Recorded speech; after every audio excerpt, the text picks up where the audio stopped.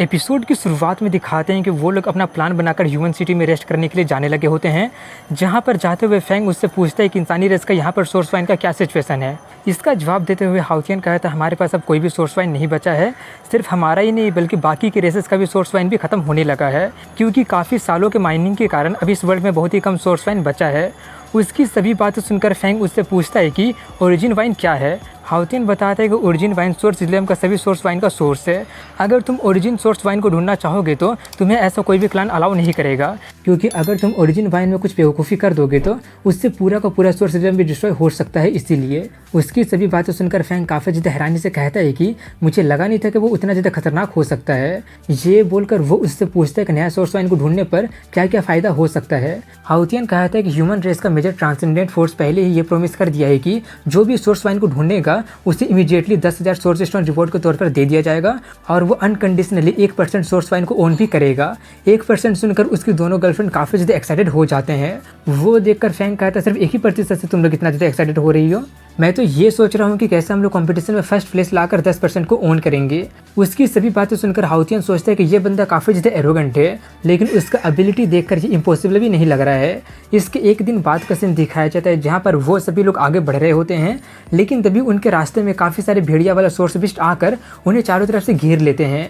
उतना सारा सोर्स बिस्ट को अचानक से वहाँ पर देखकर वो सभी के सभी लोग काफ़ी ज़्यादा हैरान हो जाते हैं और कहने लगे होते हैं कि क्या हम लोग उससे डील कर भी पाएंगे या फिर नहीं। फैंग कहता है क्यों नहीं कर पाएंगे, मुझे तो लगता है कि ये लोग हमें फ्री में सोर्स स्टोन देने के लिए आ गए हैं। ये बोलकर वो काफ़ी तेज स्पीड में जाकर एक भेड़िया पर अटैक कर देता है। उसका स्पीड को देखकर वो लोग काफ़ी ज़्यादा हैरान हो जाते हैं और वो लोग भी उसका हेल्प करने चले जाते हैं, जिससे वहाँ पर एक फाइट आउटब्रेक हो जाता है। इसके कुछ देर बाद का सीन दिखाया जाता है जहाँ पर वो लोग सभी भेड़िया का काम तमाम कर दिए होते हैं और उनमें से उन्हें टोटल 5 सोर्स स्टोन मिला होता है, जिससे वो लोग अपने अपने कंट्रीब्यूशन के हिसाब से बांट लेते हैं आपस में। उसे बांटने के बाद उन्हें सामने में ह्यूमन सिटी नज़र आने लगा होता है, लेकिन वो लोग ह्यूमन सिटी में ना जाकर छुपकर वुलिंग क्लान वाले को देखने लगे होते हैं, जहाँ पर कुछ गोब्लिन किसी तरह का गुफा की तरफ बढ़ रहा होता है। उससे देखकर हाउतियन उससे वुलिंग क्लान के बारे में सब कुछ बता रहा होता है कि वो लोग कितना ज़्यादा ताकतवर है, उनका रिप्रोडक्शन एबिलिटी कमज़ोर है, इसलिए उनका संख्या ज़्यादा नहीं है, लेकिन फिर भी वो लोग काफ़ी ज़्यादा ताकतवर है। उनके बारे में सब कुछ जानकर फैंग उन लोगों को वहीं पर रुकने के लिए बोलकर खुद ही उन्हें आगे एक्सप्लोर करने चला जाता है, जहाँ पर वो काफ़ी ज़्यादा बच कर उनका पीछा कर रहा होता है। और आसपास का जगह को देखकर उससे पता चल जाता है कि यहाँ की सभी जगह पहले से माइन कर लिया गया है। वो सब जानने के बाद फैंग वहाँ से आगे बढ़ने ही वाला होता है कि तभी वहाँ पर एक सोर्स बिस्ट का होने का आभास उसे हो जाता है। इसलिए वो एक पत्थर फेंक कर उसे बाहर निकालकर खुद ही वहाँ से गायब हो जाता है, जिससे वो बिस्ट उन गोब्लिन पर हमला करने चला जाता है, लेकिन वो लोग उसे एक ही पंच में मार के ख़त्म कर देते हैं और उसमें से निकले स्टोन को अपने चीफ को दे देते हैं। वो स्टोन लेकर चीफ उन्हें आसपास नज़र रखने के लिए बोलकर उस स्टोन को वुमेन को देने के लिए चला जाता है, जहाँ पर जाकर वो एक जगह पर कुछ बार नॉक करता है। वैसा खोखला वाला आवाज़ सुनकर फैंग समझ जाता है कि वहाँ पर एक हिडन स्पेस होगा। वो सब जानकर फैंग जल्दी से जाकर उन्हें सिचुएशन बता देता है और अपनी गर्लफ्रेंड को उसमें पार्टिसिपेट नहीं करने के लिए कहता है, लेकिन वो लोग जिद करने लगी होती है कि हम लोग भी पार्टिसिपेट करेंगे। फैंग उन्हें समझाते हुए कहते हैं कि हम लोग तीसरे सबसे ताकतवर से फाइट करने जा रहे हैं और ये काफ़ी ज़्यादा खतरनाक होने वाला है। क्यों? उससे कहते हैं कि हम दोनों काफ़ी ज़्यादा ताकतवर हैं और ये बंदा जा सकता है, लेकिन हम लोग क्यों नहीं जा सकते हैं। उनकी बातें सुनकर हाउतियन उससे कहते हैं कि वो दोनों सच में काफ़ी ज़्यादा ताकतवर है, अगर वो दोनों एक साथ काम करेंगे तो मैं भी उन्हें हरा नहीं पाऊंगा। वो देखकर क्यों काफ़ी ज़्यादा खुश होते हुए कहती है कि अब तो सीनियर ब्रदर भी एडमिट कर लिया है, इसलिए अब कोई चारा ना होने के कारण उसे मानना ही पड़ता है और उन्हें खुद को बचाव पर ध्यान देने के लिए कहता है। वहीं पर हाउतियन अपने बाकी के लोगों को वापस ह्यूमन सिटी भेजते हुए कहता है कि तुम लोग जो कुछ भी देखे हो और जो कुछ भी सुने हो किसी को कुछ भी मत बताना। उन्हें भेजने के बाद वो फैंग को एक जेट देते हुए कहता है कि अगर तुम उसे क्रश कर दोगे तो मुझे पता चल जाएगा और मैं एक्शन लेने के लिए शुरू कर दूंगा। उनसे बातें करने के बाद फैंग वापस उन लोगों पर नजर रखने चला जाता है, जहाँ पर एक गोब्लिन उस हिडन गुफा में चला जाता है, जहाँ पर उस लीडर का नाम उई होता है और वो काफ़ी मोटा और भद्दा होता है और उसके साथ 2 फीमेल गोब्लिन भी होती है और वो लोग भी बहुत ही बदसूरत होती है। जहाँ पर वो वाला गोब्लिन जाकर आज वो लोग जितना भी स्टोन को जमा किए होते हैं वो सब उसे दे देते हैं। उतना सारा स्टोन को देखकर उई काफ़ी ज़्यादा खुश हो जाता है और वो उस गोब्लिन को अपना क्लोज गार्ड का मेंबर बना देता है।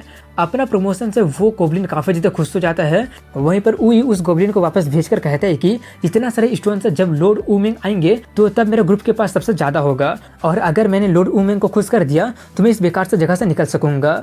वहीं पर वो सब देखकर फैंग सोचता है तो इसका मतलब उई सिर्फ एक टीम लीडर ही है, अभी उससे ना ही छूना अच्छा होगा। ये सोचकर वो उसी बंदे को फॉलो करने लगा होता है। उसे फॉलो करने पर उससे उनका सिचुएशन के बारे में काफ़ी कुछ पता चल जाता है, जिससे कि वो उन सभी को नोट कर रहा होता है। वो सब नोट करने के बाद वो आगे के हिस्से एक्सप्लोर करने के लिए चला जाता है, जहाँ पर वो एक अनएक्सप्लॉइटेड एरिया में पहुँच जाता है और वहाँ पर किसी को भी ना देखकर उसे थोड़ा सा अजीब लग रहा होता है। फैंग आगे बढ़ ही रहा होता है कि तभी वहाँ पर काफ़ी सारा बिस्ट अटैक करने के लिए आने लगता है, इसलिए वो जल्दी से उनसे फाइट करने लगा होता है। वो उनसे फाइट कर ही रहा होता है कि तभी उसका लिटिल बॉल पहाड़ के पीछे से आ रहे एक लाइट को दिखाता है। वो लाइट देखकर फैंग सोचता है कि अगर वो लिटिल बॉल का अटेंशन को खींच लिया है, इसका मतलब जरूर वो कोई सिंपल चीज़ नहीं हो सकता है। इतना सारा सोर्स बेस्ट के होने के कारण अगर मैं जाना भी चाहूँगा तो सबको मारना पड़ेगा, लेकिन अगर मैं सीधे उन्हें मारने चला जाता हूँ तो उससे काफ़ी ज़्यादा हल्ला हो जाएगा, जिससे जरूर वूलिंग क्लैन को पता चल जाएगा, इसलिए उनका ध्यान भटकाना पड़ेगा। ये सब सोचकर वो अपने लिटिल बॉल का यूज करके उसे बिस्ट की तरफ फेंक देता है, इसलिए सभी बिस्ट उसी की तरफ जाने लगे होते हैं। और फैंग इसी मौके का फ़ायदा उठाकर बाकी के बिस्ट को ख़त्म कर देता है, जिससे उसे काफ़ी सारे स्टोन भी मिल जाता है। और यहाँ का बिस्ट में स्टोन होने का चांस बहुत ही ज़्यादा होता है, जिससे वो काफ़ी ज़्यादा खुश होता है। वो सब देखकर फैंग फिर से अपने लिटिल बॉल को फेंक कर उनका ध्यान भटकाने लगा होता है। इसके कुछ देर बाद का सीन दिखाया जाता है, जहाँ पर वो काफ़ी सारे बिस्ट को मार दिया होता है।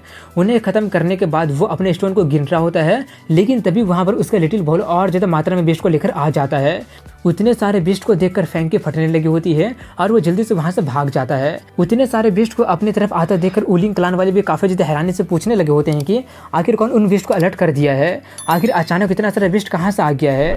उतने सारे बिस्ट को देखकर वो लोग जल्दी से अपने टीम लीडर को नोटिफाई करने चले जाते हैं। दूसरी तरफ में जब सभी बिस्ट वहां से चला जाता है तो तभी फैंग मौके का फायदा उठाकर लाइट आ रहे जगह पर जाने लगा होता है।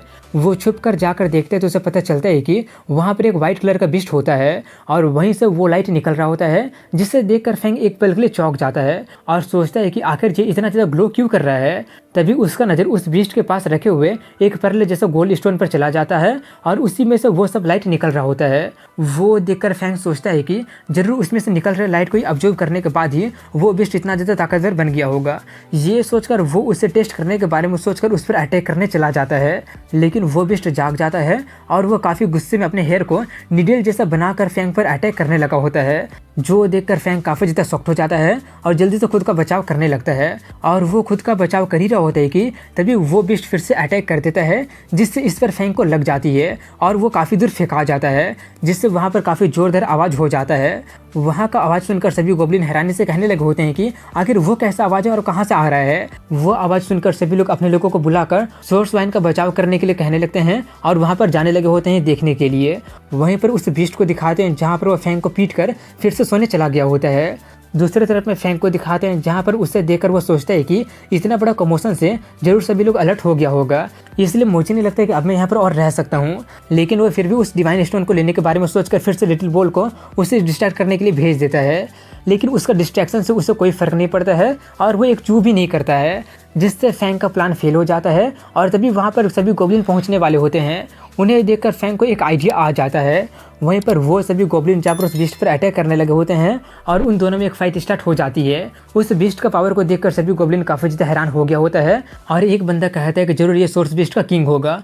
सोर्स बीस्ट का किंग के बारे में सुनकर सभी लोग काफ़ी ज़्यादा एक्साइटेड होकर कहने लगे होते हैं कि अगर सोर्स वाइन में एक किंग आ गया है तो इसका मतलब जरूर यहाँ पर आसपास सुप्रीम डिवाइन स्टोन भी होगा। उनकी सभी बातें सुनकर फैंग थोड़ा सा शॉक्ड हो जाता है और सोचता है कि वांग बोला था कि डिवाइन स्टोन एक transcendent power generation to generation pass कर सकता है, अगर ऐसी बात है तो मैं उसे ऐसे नहीं छोड़ सकता हूँ। ये सब वो सोच ही रहा होता है कि तभी वहाँ पर दूसरी तरफ में उसका टीम लीडर आ गया होता है और अपने लोगों को अच्छी तरह से ऑर्डर देते हुए उस बिस्ट किंग के साथ फाइट करना स्टार्ट कर देता है। इसलिए अब उस बिस्ट किंग को डिवाइन स्टोन को छोड़कर थोड़ा सा दूर आना ही पड़ता है। डिवाइन स्टोन को देखकर सभी लोग काफ़ी ज़्यादा हैरान हो गए होते हैं और काफ़ी ज़्यादा खुश भी होने लगे होते हैं। वो लोग खुश हो ही रहे होते हैं कि तभी वो बिस्ट अटैक करके पूरा सोर्स वाइन को डिस्ट्रॉय करने लगा होता है। वो देखकर लीडर उन लोगों को पूरा पावर का यूज करके अटैक करने के लिए कहता है। इसलिए सभी लोग अपना पूरा पावर का यूज करके अटैक करने लगे होते हैं। उनका पावर देखकर फैंग का पसीना छूटने लगा होता है और वो सोचते हैं कि उनका पावर तो सच में इंसानों से कहीं ज़्यादा हाई है। अगर उलिन क्लान ही इतना ज़्यादा पावरफुल है तो बाकी के रेसर्स जो लोग इससे भी ताकतवर है उनका ताकत क्या होगा। ये सब वो सोच रहा होता है कि तभी उनका फाइट में से जोरदार ब्लास्ट हो जाता है और वो मौका फैंग के लिए बिल्कुल सही होता है। इसलिए फैंग उस डिवाइन स्टोन को लेकर वहाँ से भाग जाता है। दूसरी तरफ में वो सभी लोग किंग बिस्ट पर भारी पड़ने लगे होते हैं। इसलिए अपना जान बचाने के लिए उस बिस्ट किंग को वहाँ से भागना पड़ता है। उसे भागता देखकर वो सभी लोग उसका पीछा करने लगते हैं। वहीं पर फैंग को दिखाते हैं जहाँ पर वो उस स्टोन को लेकर वहाँ से काफ़ी दूर आ गया होता है और उसका काफ़ी ज़्यादा तारीफ भी कर रहा होता है। इसके बाद फिर से उन लोगों को दिखाते हैं जहाँ पर वो लोग अभी भी बिस्ट किंग का पीछा कर रहे होते हैं। लेकिन तभी किंग बिस्ट चिल्लाकर काफ़ी सारे सोर्स बिस्ट को बुला लेता है, जो देखकर वो सभी लोग समझ जाते हैं कि वो लोग उसके जाल में फंस गए हैं।